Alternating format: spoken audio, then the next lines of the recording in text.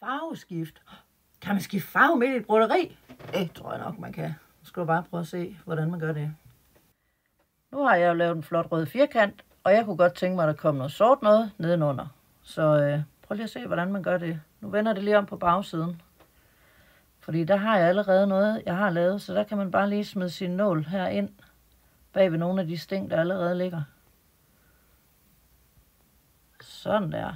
Så ligger den der lige så flot. Man skal ikke hive for tosset i det her, fordi så flår man det ud, og så skal man starte forfra, og det gider man faktisk ikke rigtig ægte. Så kører jeg om på forsiden.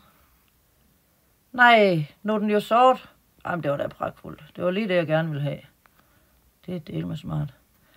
Den her metode, den bruger man selvfølgelig både, når man skal skifte farve, men også hvis man for eksempel er løbet tør for garn.